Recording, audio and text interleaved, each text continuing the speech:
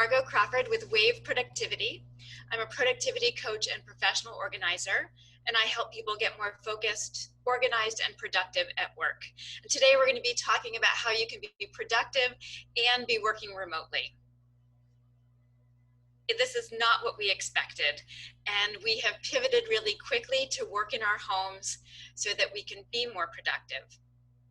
We're juggling work and children and virtual school and prepping meals and work, lots and lots of work.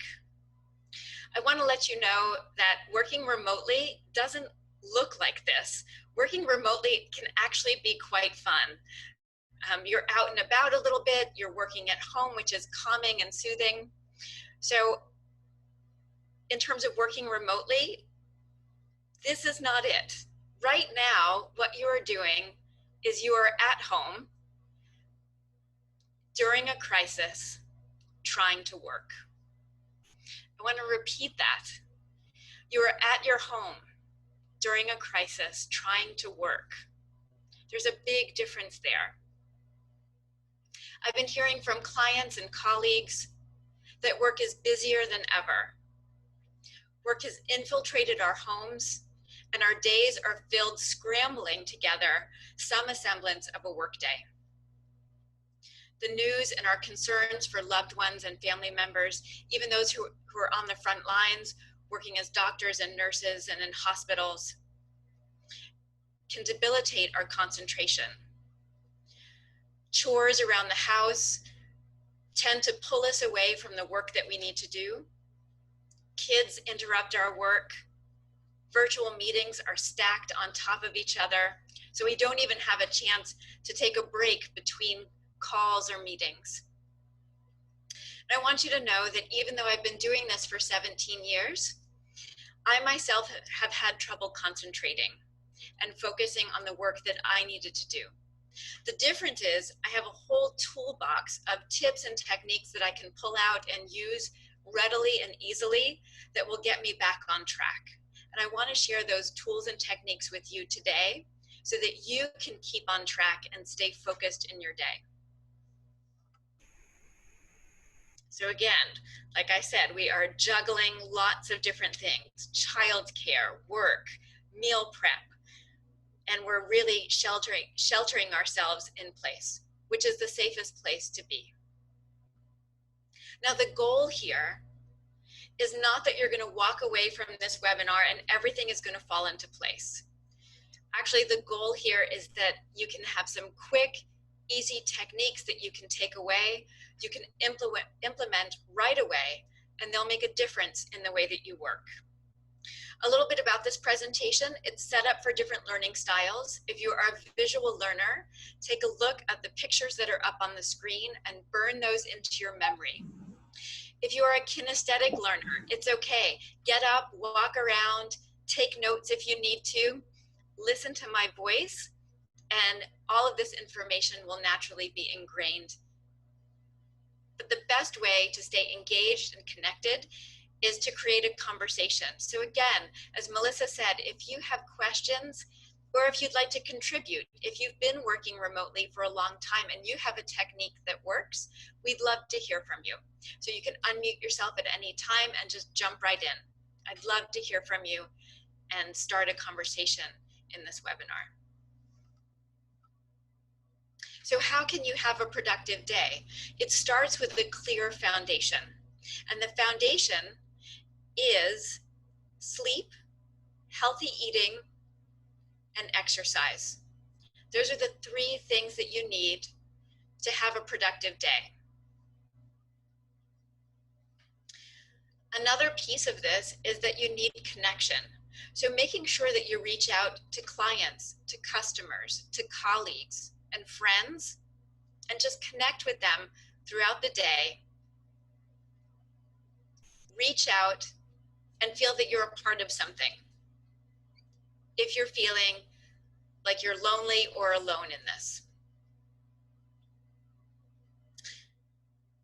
So taking a look at your desk and working remotely, you don't need a ton of space, but I want to go over some of the basics. In this webinar, we're going to be talking about kind of the 101, the basic stuff. If you want to talk about more advanced issues, certainly unmute yourself, bring any challenges that you have to this call, and we can talk them through. So some of the basics that you need at your desk: really good internet, strong internet. This is the time now to invest in switching over from maybe a home account to a business account so that you can get a stronger connection. Of course, a computer, but also think about your mouse. Do you need a mouse? And do you have one that you can use in your desk area? Of course, a phone. We're always using those, but making sure that phone always goes in one specific spot at your desk. I'm sure you've had a time where the phone has rung and you're searching under papers, trying to find out where the phone is. If you always keep it on one spot at your desk, you'll always be able to find it. If you have a sit and stand situation in your office that you now need to use at home and working remotely, you can use a tall cabinet or even a high bureau, making sure ergonomically that you're set to when you stand up in that position. But using a bureau or a cabinet can help in that. And then also getting great headphones or using a microphone. I have a microphone here that is attached by a USB that picks up great sound. For virtual meetings, you want to make sure that you have really good lighting, and the lighting is coming in front of you and not behind you. Behind you can create a silhouette and then people can't see your face. You always want to check your background, and if you don't have a background, maybe it's cluttered or you're working out of your bedroom, there's an advanced setting in Zoom and in other platforms that allow you to choose a background. So what's not pictured here, which you'll need for your desk, is a clock. And if you take a look at this chair, it's not so comfortable. So making sure that your chair has good back support. And if you need to add a chair pad or something soft so that you sit on throughout the day and it feels comfortable for you. You also want to look at what is your mindset. Generally, we've had commutes where we've gotten ready to get into the office. We've gone on a commute. We've kind of put our mind kind of working towards what we needed to do during the day. We don't have that time anymore. Our commute might be from the bedroom to the living room to our desk. So what do you need to do to get your mind right so that you're prepared and set and focused for work? One of the first things to think about is making sure that you have self-care. Hearing from people that they're hanging out in their pajamas and in their sweats. Well, you wouldn't go to the gym in a dress or a suit. And that means you wouldn't go to work in sweatpants or yoga pants. So getting out of that, getting dressed, fixing up your hair, putting on makeup if that's what you choose to do, and actually getting out of slippers and putting on shoes. That can all work towards getting your mindset towards working and being productive. You also want to set an intention for the day. So if it's being more focused, being more efficient, or more productive, writing that down on a Post-it note, putting that on your computer, and then looking at it and refocusing your intention throughout the day for what you want to have happen. When you're feeling negative or in a place of negativity, instead of thinking no or I can't, getting to a place where you can say yes and or yes if. Walt Disney used this yes if technique when he was creating Disney World. So they said, you can't build in Florida on swampland. And he said, yes, but if I build up the ground, I'll be able to create an amusement park. So think about the yes if technique and using that if you're feeling like you can't move forward. If you're feeling like you can't move forward, one of the things that you can do is try mindfulness. And so we'll go through a short mindfulness technique. When you're feeling overwhelmed and stressed out, you can use this technique to calm yourself. When you're feeling overwhelmed, what happens is the executive functioning part of your brain, the part that helps with decision making, planning, strategic thinking, will actually start to shut down. So we'll do a mindfulness technique together. Put both feet flat on the floor, sit upright, and then just start to relax. If you feel comfortable, you can close your eyes. And then what I want you to do is take a deep breath. The deepest breath you've taken all day today. Do that through your nose. And exhale. Do that one more time. Breathe in. And exhale. And then just resume your natural breathing. Breathing in from your nose and out through your nose.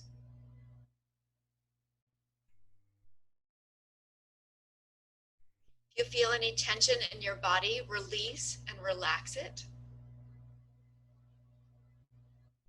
Any tension in your jaw and in your face, neck and shoulders,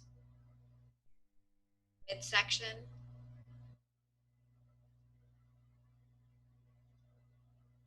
Continue to breathe.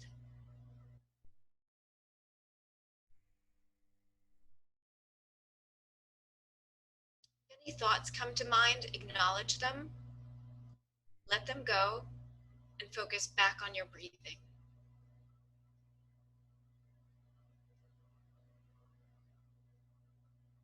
Take one more deep breath in and exhale. And when you're ready, open your eyes. Using this technique can help you to stay calm and focused throughout your day. So if the foundation for productivity is sleep, healthy eating, and exercise, the scaffolding that builds from that foundation is communication. Minute to minute, it seems like we needed to communicate different things. Some things to consider when you are talking about communication with your team, within your organization, and with your customers is setting some norms for meetings. So earlier in this call, I was talking with Jim, and he was saying that some of the people that he has on Zoom meetings aren't comfortable with the platform.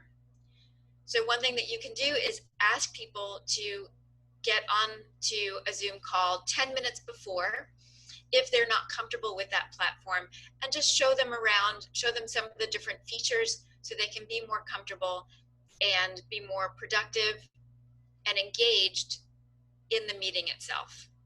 So setting norms around virtual meetings. You also want to set norms around phone calls and work in general. So when are you going to text information, and what does that information look like? When are you going to email someone? And when would a phone call need to happen? Sometimes when you're working alone, you need to make those requests of the people that you're meeting with and your customers. You also might want to talk through and communicate about what devices you're using when. When are you using your phone for Zoom meetings or virtual meetings? When is it okay to use your laptop? All of these things can be really helpful in setting the norms and communicating what your team needs. You also want to communicate what platforms you're going to be using. So if you're working within a team, some of you in the past may have used Trello or Asana or Slack. And now what you're finding as you come together as a team, that everyone is very disjointed. We've cobbled together an infrastructure that might work for right now, but communicating what platforms you're going to be using, how you're going to be using them. And even in the past, if you've used Dropbox and Google Docs and SharePoint, how are you using them now? And what file naming conventions do you need for documents so that other people can find them quickly and easily? You may need to communicate what your availability is. In the beginning of this pandemic, we were all very reactive in the work that we were doing. You may have noticed that things are slowing down, so you're not working late nights and into weekends. And so choosing when you want to close shop for the day, communicating that to the team. So by 6:30 or 7, we're all going to shut down our email, our phones. We're not going to be taking any more texts unless there's a specific emergency, and identifying what those emergencies might be. This is also a time to be communicating what your values are in your business, what your mission is, and what your needs are, especially in this time of crisis. Going back to your values and your mission can build strength when you're dealing with crisis. You also want to, of course, communicate any safety issues that you might have in the work that you do. But just kind of opening it up to you all, are there any other things that you may need to communicate with your team or within your business that would be helpful? If you want to unmute and add to the conversation, that would be great.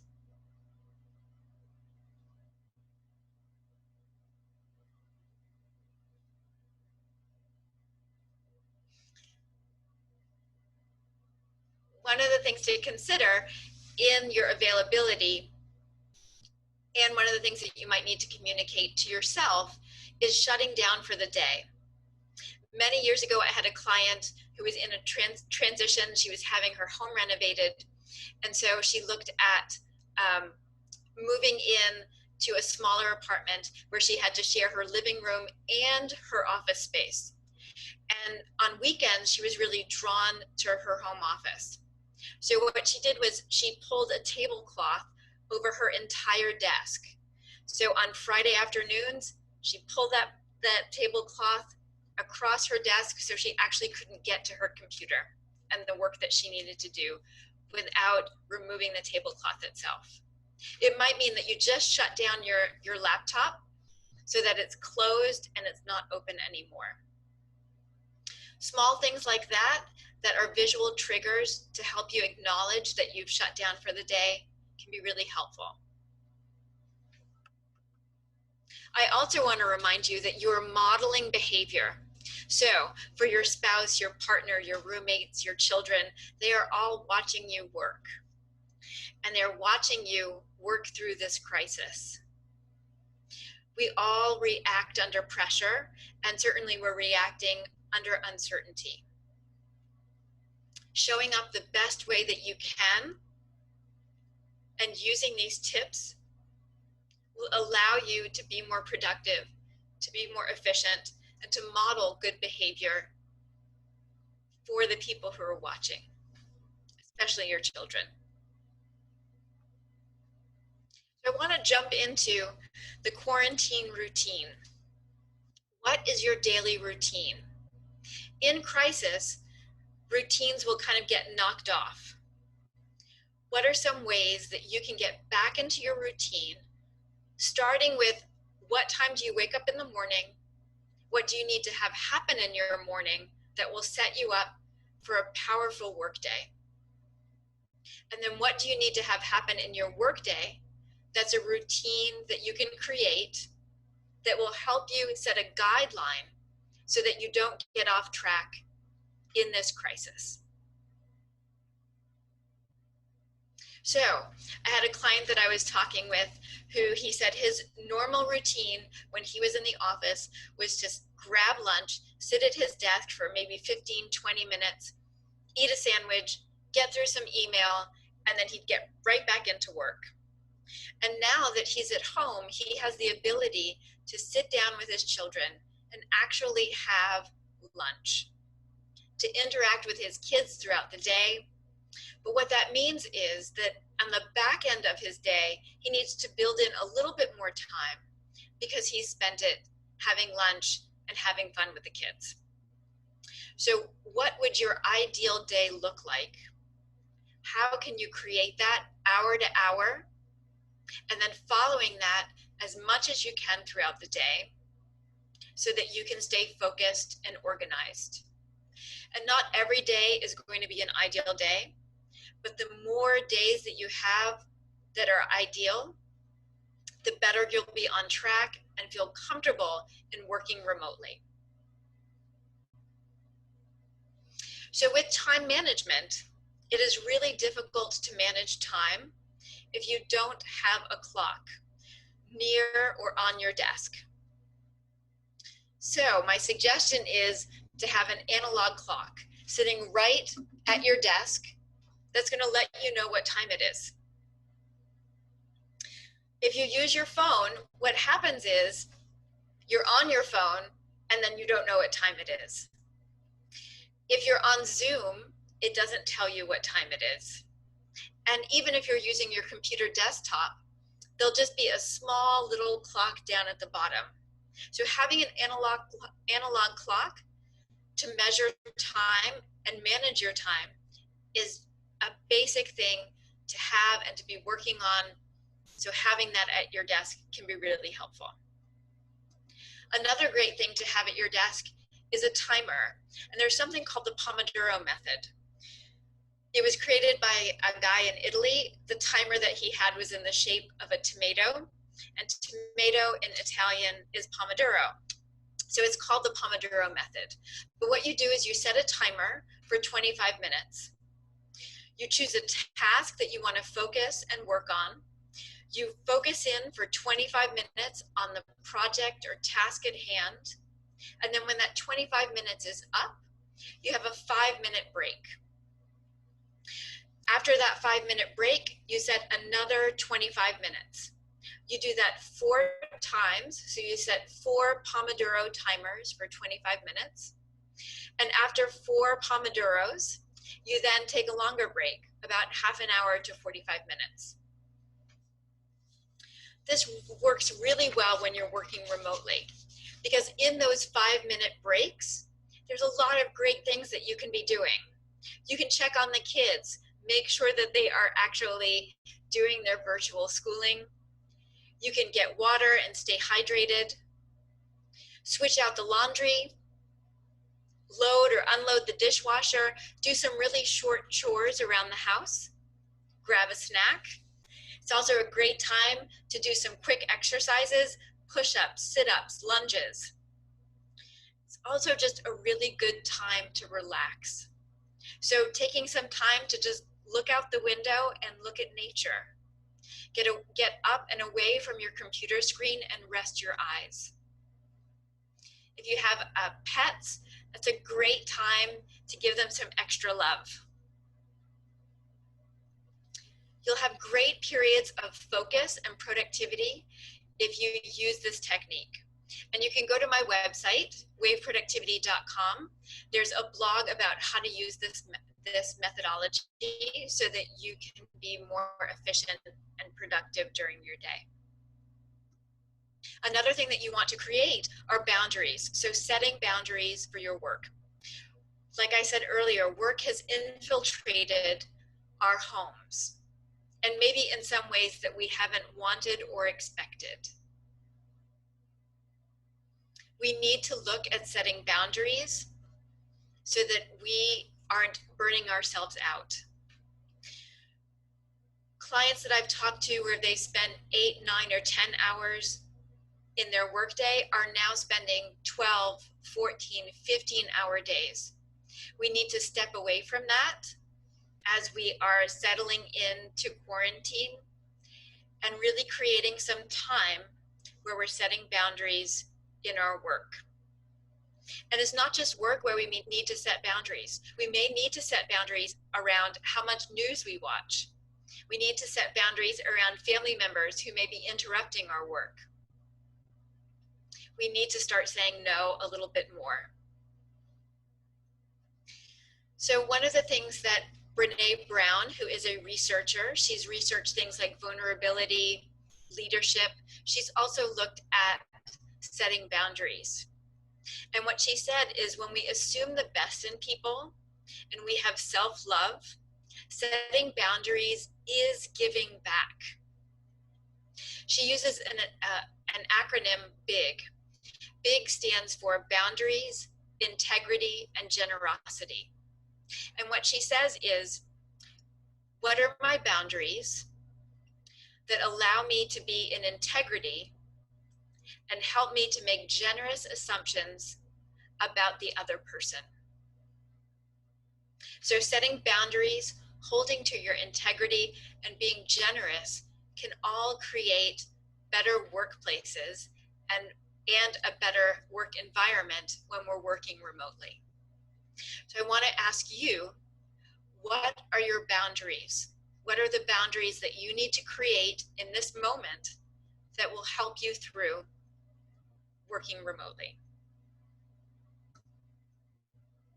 So as we've come into this crisis, looking at what are our values, going back to our values, also looking at what are our distractions. What has gotten in the way of work? Some of it can be logical. I know when PPP came out, many of us automatically went to the website and were looking up information, and we put other work aside. That makes sense. But we want to be looking at being less reactive and more proactive as we continue through. We also want to look at how we can pivot as quickly as possible. I think we've all done a great job of pivoting in our businesses and with our teams and how we work, and looking at continuing to pivot as we go through this together. And also knowing what your energy levels are. So if you are a morning person and you have energy in the morning, making sure that you get to high level tasks that are going to move your business forward. If you're scheduling meetings at your highest energy level or working through email, that may not be the most productive place and activity to work on. So knowing what your energy level is and matching it with the task at hand. You also want to look at taking action. So as we're pivoting quickly, taking action on the work that we need to do. And really creating a binary position. You're either working on this or that, so that you only have two choices. When you have more than that, people will tend to get overwhelmed and stressed out. So making sure that you are focused and working on one thing, and if something distracting comes up, that you can then choose between, is this an emergency? Is this urgent? Or can I be working on the thing that matches my energy level and is going to bring my business and the work that I'm doing forward?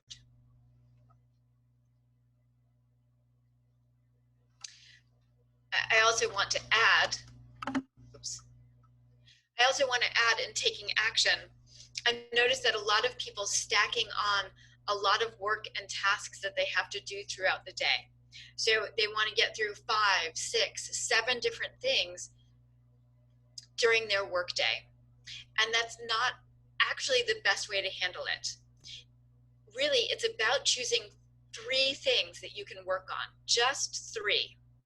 Focusing in on those 3. And then if you finish those, that's great. Go back to your to-do list and grab more tasks to do. When we start to over-choose and overwork our day, we feel less accomplished. We feel like we haven't gotten enough done. So if we can just focus in on 3 tasks, work on those, and then choose more if we can.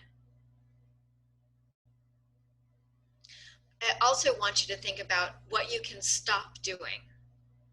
So can you stop using specific platforms that don't work for you? Stop attending meetings, virtual meetings that drag on, or virtual happy hours. I think virtual happy hours were something that was new and different. But now that we've gone to a few, they are fun, but do we need to have 5 or 6 in our work day or work week? So maybe stopping and looking at what meetings can we actually contribute to and what happy hours would actually be happy and fun. It may mean that you need to stop interruptions. What is interrupting your day? And what do you need to do to stop it? So think about what you need to stop in your workday that will make a difference in your own productivity. I also want you to think about new possibilities and new ways of thinking. What is one new possibility for your work and your business during this time? Think about new possibilities that you can create in your business. We've all needed to be very agile, and we've all given ourselves grace to do that. But continuing to think creatively and effectively so we can make it happen in our work. So I want to check in and ask you now, what questions do you have for me? Beyond working remotely, are there any other productivity challenges that I can answer for you that would help you in your workday? So you can unclick mute and join in on the conversation.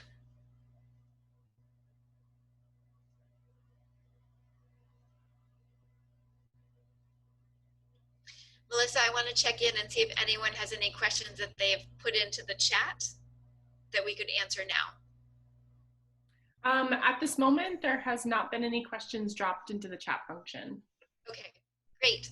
One question that I get asked often is, I've heard some of these techniques, I've had trouble implementing them.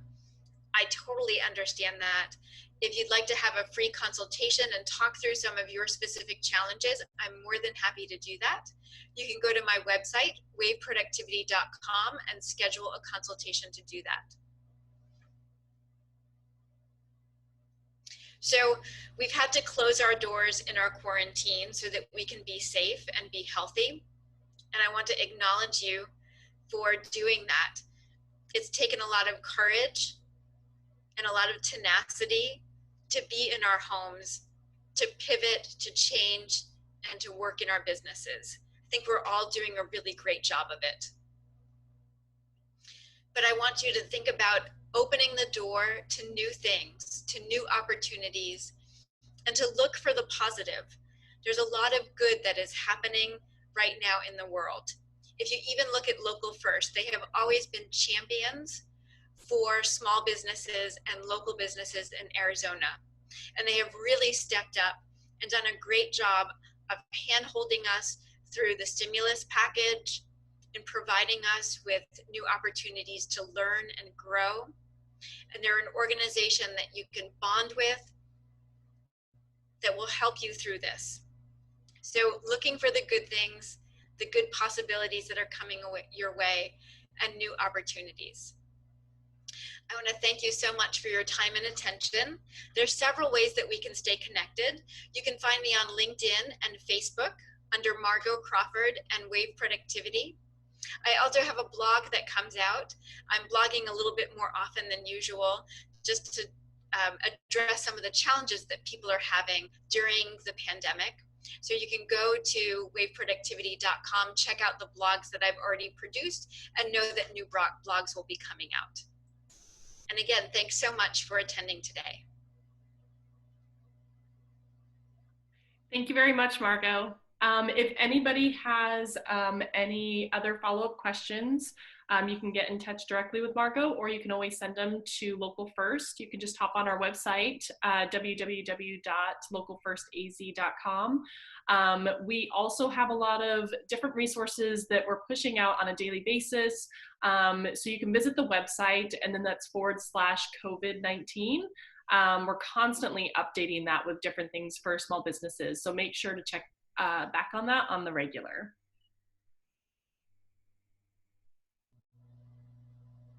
All right, we'll go ahead and close this out. The recording of the webinar will be up later this evening on our website. Thank you so much, Margo. Wonderful. Thank you.